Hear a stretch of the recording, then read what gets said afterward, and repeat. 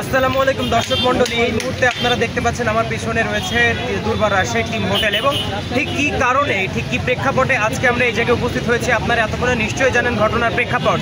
এবং দুর্বার রাজশাহীর যারা প্লেয়ার রয়েছেন দেশি বা বিদেশি, সেই সকল প্লেয়ারদের এখনও পেমেন্ট ক্লিয়ার করা হয়নি। এবং ঠিক সেই প্রেক্ষাপটে দাঁড়িয়ে দুর্বার রাজশাহীর প্লেয়াররা কিন্তু আজকে তারা তাদের যে অনুশীলন সেটি বয়কট করেছিলেন। এবং এমনও ইঙ্গিত আমরা পেয়েছি, এমনও গুঞ্জন রয়েছে যে আগামী 17ই জানুয়ারি যে ম্যাচটি তাদের হওয়ার কথা রয়েছে চট্টগ্রামে জহুর আহমেদ চৌধুরী স্টেডিয়ামে, সেই স্টেডিয়ামে তাদের যে ম্যাচটি হওয়ার কথা রয়েছে সেখানে তারা বয়কট করে দিতে পারেন ওই ম্যাচটা, এবং ওই ম্যাচে তারা মাঠে না নামার আলটিমেটামও দিতে পারেন। এবং ঘটনার প্রেক্ষাপট যখন এই বিশ্ব দরবারে আসলে ঠিক কেমন মেসেজটা যাচ্ছে, বিশ্ব দরবারে বিশ্ব ক্রিকেট আসলে ঠিক কী মেসেজটা পাচ্ছে, কী বার্তাটা পাচ্ছে। কয়েকদিন আগে গ্লোবাল সুপার লিগের আসরে ইমরান তাহির একটা অভিযোগ করেছিলেন বাংলাদেশ প্রিমিয়ার লিগ বিপিএলের আর্থিক অনিয়ম নিয়ে।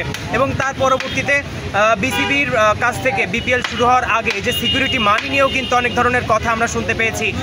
একমাত্র ফরচুন বরিশাল ছাড়া সেই প্রেক্ষাপটে সেই টাইম ফ্রেমে কিন্তু অন্য কোনো বিপিএলের ফ্রাঞ্চাইজি তারা ওই যে সিকিউরিটি মানি সেটা কিন্তু প্রোভাইড করে নাই। এবং তার পরবর্তীতে দাঁড়িয়ে এই বিষয়ে আপৎকালীন মিটিং করে অনেক কিছু করার পর বিপিএল শুরু হয়ে যায়। এবং এখন আমরা সেই আর্থিক অনিয়ম আবার দেখতে পাচ্ছি। যে কালো অধ্যায়, যে কলঙ্কিত অধ্যায়, যে কলঙ্কজনক অধ্যায় বিপিএলের শুরু থেকে এখনও পিছ ছাড়ে নাই, সেই কলঙ্কিত অধ্যায়ের জবনিকাপাত এবারের নতুন বিপিএলেও কিন্তু হয়নি। আমরা দেখতে পাচ্ছি যে বিপিএলে দুর্বার রাজশাহীর প্লেয়াররা তারা ঠিক কোন পর্যায়ে আসতে বাধ্য হয়েছেন। আমরা জানি বিপিএল শুরু হওয়ার আগে 50% এবং বিপিএল চলাকালীন 25% এবং বিপিএল টুর্নামেন্ট শেষ হয়ে যাওয়ার পরে 25%, অর্থাৎ এই 100% টাকার ডিস্ট্রিবিউশন এভাবে হয়ে যাওয়ার কথা ছিল। কিন্তু আজকে বিপিএলের প্রায় অর্ধেক আসর শেষ হয়ে যাওয়ার পরেও কিন্তু এখনও পর্যন্ত একটা কানাকড়ি টাকা পয়সা কিচ্ছু পায়নি দুর্বার রাজশাহীর প্লেয়াররা। এবং ঠিক সেই প্রেক্ষাপটে দাঁড়িয়েই কিন্তু আসলে এই যে কঠিন একটা সিদ্ধান্ত নিতে বাধ্য হয়েছেন দুর্বার রাজশাহীর যারা প্লেয়ার রয়েছেন তারা এখনও পর্যন্ত তারা একটা টাকা পয়সাও পান নাই। এবং তাদেরকে একটা চেক দেওয়া হয়েছিল 25% টাকা পেমেন্ট করার, এই চেকটি বাউন্স হয়ে যায়। এবং এই চেকটি বাউন্স হয়ে যাওয়ার পরেই মূলত তাদের মধ্যে যে ক্ষোভ, যে রাগ, যে দেশ, যে বিদ্বেষ সেটি বাড়তে শুরু করে। এবং এখনও পর্যন্ত বিসিবি প্রেসিডেন্ট ফারুক আহমেদ তিনি এসেছেন, অনেকক্ষণ যাবৎ মিটিং চলছে। এবং একটু আগেই আমরা দেখতে পেয়েছি আকরাম খান বিসিবির আরেকজন বোর্ড ডিরেক্টর তিনি উপস্থিত হয়েছেন।